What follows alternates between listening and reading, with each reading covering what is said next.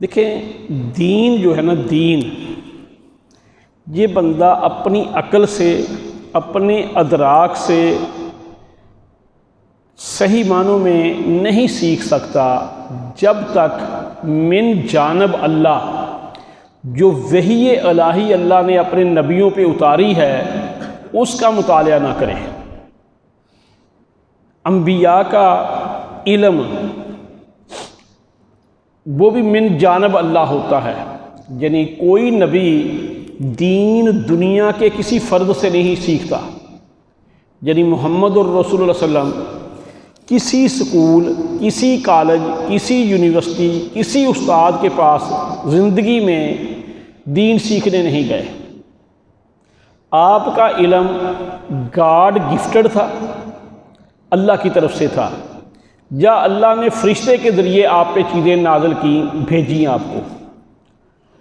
اچھا، اس کے باوجود اللہ نے اپنے نبی کو کہا قل رب زدنی علما، کہ اے نبی اللہ سے اپنے علم میں اضافے کی دعا کر، کہ کہو کہ اللہ مجھے علم میں زیادہ کر۔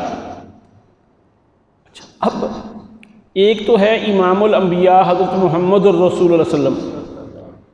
اب اگر ہم باقی صحابہ کو بھی دیکھتے ہیں کہ وہ علم کے معاملے میں کتنے حریص تھے۔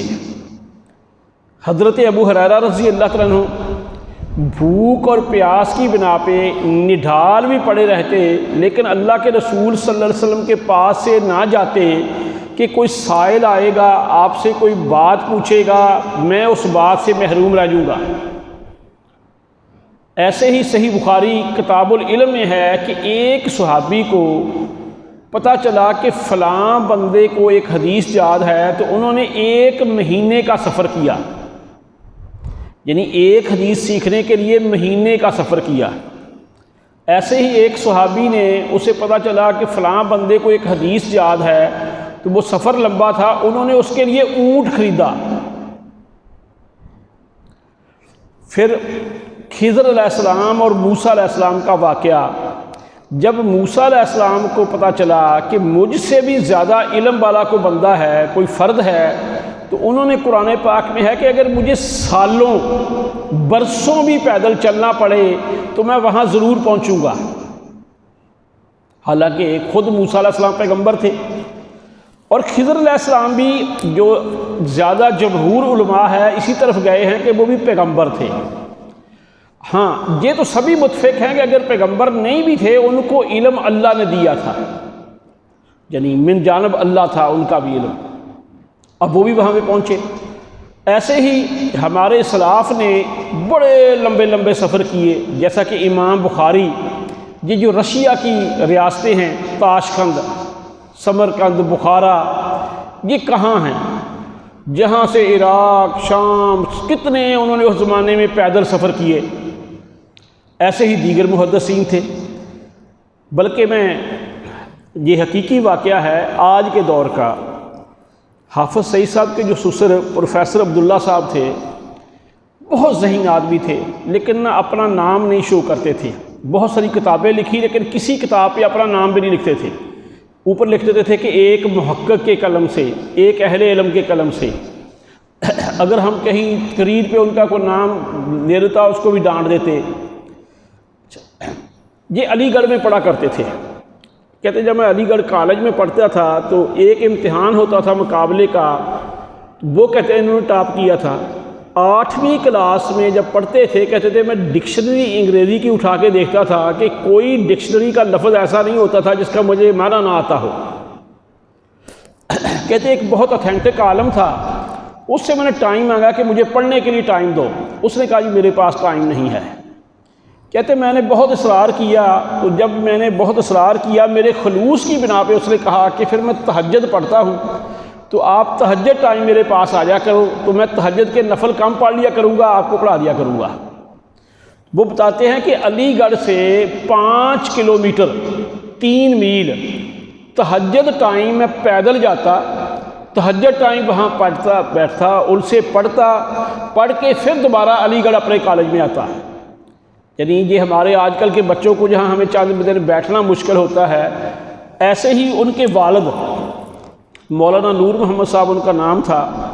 تو یہ اللہ نے ان کو جوانی میں ہدایت دی کہ کہیں چوری اور ڈکیٹی کرنے گئے تو وہ راستے میں جیسے بھی کوئی پتہ چل گیا، پکڑے نہیں گئے، کماد گنے کا کھیت تھا اس میں چھپ گئے، باقی شاید پکڑے گئے، یہ بچ گئے۔ کہنے لگے کہ میں نے اسی دن سے فیصلہ کر لیا کہ یہ ساری سابقہ توبہ اب سے میں نے پڑھنا ہے۔ تو یہ جو ابو بکر غزروی ہیں، یہ جو بہاولپور یونیورسٹی کے وائس چانسلر بھی رہے ہیں، انجینئرنگ یونیورسٹی میں بھی وہ رہے ہیں، ان کے جو والد، ان کا مدرسہ تھا غزرویوں کا، وہ ان کے پاس پڑھنے چلے گئے۔ انہوں نے کہا کہ ایک جوان بندہ اتنی عمر کا یہ کیا پڑھے گا؟ انہوں نے کہا کہ میں پڑھنے 2-3 دن، وہ ویسے بیٹھے رہے وہاں پہ۔ اس زمانے میں جب انہوں نے دیکھا کہ یہ بندہ تو پکا ہے، تو اس زمانے میں مدرسوں میں کھانا نہیں پکتا تھا۔ مدرسے کے طالب علم جو ہوتے تھے ان کا کھانا وہ کسی گھر میں لگاتے تھے کہ اس گھر سے کھانا کھا لو جہاں پڑھو۔ تو ان کو جو کھانا ملنا شروع ہوا وہ دوسرے گاؤں سے ملنا شروع ہوا، یعنی اس گاؤں سے کوئی بندہ نہیں تیار تھا کہ جو ان کو کھانا دیتا، دوسرے گاؤں کا ایک بندے نے کھانا دینا شروع کیا۔ تو جو ایک ٹائم جاتے اس ٹائم کا کھانا کھا لیتے، دوسرے ٹائم کا وہاں سے باندھ کے لے آتے۔ اس طریقے سے وہ مدرسے میں پڑھے، یعنی یہ لوگوں نے جو محنت علم حاصل کیا۔ اور پھر وہ بتاتے ہیں کہ انا اعطیناک کل کوثر پہ انہوں نے 1 سال جمعہ پڑھایا، یعنی اچھا اب وہ تبلیغ جب محنت دین کے لیے اتنی کرتے تھے کہ ذمہ دار کھیت میں ہل چلا رہا ہے تو اس کے ساتھ چلنا شروع کر دیتے تھے اور اسے دعائیں سکھاتے، اسے نماز سکھاتے۔ اگر کوئی ذمہ دار چارہ کاٹ رہا ہے تو اسے کہتے درنتی مجھے دو، اس کا ہاتھ بٹاتے، اسے نماز یاد کراتے۔ اچھا اس طریقے سے ان لوگوں نے محنتیں کی، یہ چلتا رہا ان کا سلسلہ۔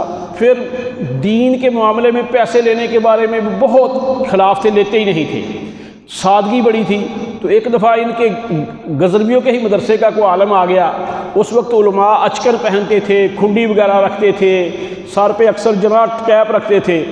تو اس طرح ایک مولوی آیا تو پیچھے وضو کر رہے تھے، اب اس کا روب شوب دیکھ کے کہنے لگے کہ ایک اس طرح کے بندے کو دیکھ کے اچھی بھلی بھینس جو ہے نا وہ ڈر جاتی ہے، ایک سادہ آدمی، ایک غریب آدمی آپ سے مسئلہ کیسے پوچھے گا، وہ تو آپ کا لباس ہی دیکھتا رہے گا۔ یعنی بڑے وہ نیک لوگ تھے۔ آج کل ہمارے ہاں نہ خلوص ہے، نہ محنت ہے، نہ علم ہم پراپر حاصل کرتے ہیں۔ اور آخری بات کہ ان کے گاؤں میں کوئی بندہ بے نماز نہیں تھا۔ کیوں نہیں تھا؟ کہ ان کا حقیقی بھائی فوت ہو گیا جو نماز نہیں پڑھتا تھا۔ انہوں نے ان کی نہ نماز جنازہ پڑھی، نہ اس کو غسل دیا، ایک گڑھا کھود کے اس پہ ڈال کے اوپر مٹی ڈال دی۔ جب لوگوں کو پتہ چلا کہ یہ تو جنازہ ہی نہیں پڑھتے تو پورے ان کے گاؤں میں کوئی بے نماز رہا ہی نہیں۔ اچھا اس کے بعد پروفیسر عبداللہ صاحب بہاولپور میں ہم نے دیکھا ہے کہ عشاء کی نماز ان کے ہاں ان کی ساری زندگی سردیوں میں 9 بجے ہوتی تھی، گرمیوں میں 10 بجے ہوتی تھی۔ ایک بچہ جیسے عبد الرافع ہے، عشاء کی نماز پہ کھڑا ہے نا، وہ فجر میں بھی کھڑا ہوتا تھا۔ تو ایک مل والا آخری بات کہہ کے بات ختم کرتے ہیں، فوت ہو گیا۔ اس کا دوسرا بھائی ان کے پاس جمعہ پڑھتا تھا، نماز پڑھتا تھا۔ وہ کہنے لگا جی میرا بھائی فوت ہو گیا ہے۔ انہوں نے تھوڑا سا چہرے کا رخ بدل لیا۔ پھر اس نے کہا جی میرا بھائی فوت ہو گیا۔ وہ پھر خاموش رہے۔ پھر اس نے کہا کہ شاید آپ نے پہچانا نہیں، میں فلاں مل والا ہوں۔ انہوں نے کہا جی میں نے پہچان لیا ہے، آپ کے بھائی کو میں نے کبھی مسجد میں نہیں دیکھا، تو اس لیے میں نے اس کا جنازہ نہیں پڑھانا۔ اور باتیں تو بہت ساری ہیں۔ یہ نواب کی بیٹی بنت بہاولپور، جو موجودہ بہاولپور کا نواب تھا، یہ ہماری زندگی میں یہ ایک دن ان کے گھر آ گئی جی مجھے نہ ووٹ دیں، آپ میرے باپ ہیں، میرا باپ نہیں، میں آپ کو باپ سمجھتی ہوں۔ اس دن وہ سوئے ہوئے تھے، وہ چلی گئی، اگلے دن پھر آ گئی۔ اگلے دن وہ جاگ رہے، یہی بات کہی۔ اسے کہنے لگے کہ آپ نے مجھے باپ کہہ دیا ہے تو میں پھر آپ کو نصیحت کرتا ہوں کہ جتنے پیسے آپ نے الیکشن پہ لگانے ہیں یہ کسی دینی کام پہ لگا دے، تو اللہ توبہ کر، اس سے تجھے کچھ نہیں ملنا۔ اس نے بڑا سار کیا، نہیں جی آپ میرے باپ ہیں، مجھے نا جی ووٹ دیں، فلاں کریں، میری مدد کریں۔ کہنے لگے نہیں، ہمارا جیسا مولوی تو ہوتا ہے، اس نے کہنا تھا جی چلو باپ کی بیٹی ہے، میرے تو بڑے نمبر ہیں۔ اخیر اس نے کہا کہ نہیں، اچھا جی، اس نے کہا جی میں نے نہیں دینے، آپ کو نہیں کہتا۔ اس نے کہا جی پھر میرے لیے دعا کر رہے ہیں، چلو ووٹ نہیں دینے کے، انہوں نے کہا جی میں تو بد دعا کروں گا کہ تو ہار جائے۔ یعنی وہ اپنے موقف کے نا بڑے پکے لوگ تھے۔ آج کل ہمارا معاملہ ٹیڑھا ہے۔ اللہ ہم سب کو دین سیکھنے، اس کو سکھانے، جس طریقے سے ان لوگوں نے محنتیں کی ہیں۔ میں نے یہ آپ کو صرف اس لیے باتیں رکھی ہیں کہ لوگ کہتے تھے وہ صحابہ تھے، آج کے دور میں یہ میں نے ان کی باتیں کی، ابھی بھی ادھر بھی بڑے لوگ ہیں جو علم کے لیے بہت کچھ کرتے ہیں۔ اللہ ہم سب کو عمل کرنے کی توفیق عطا فرمائے۔ وما علینا الا البلاغ المبین۔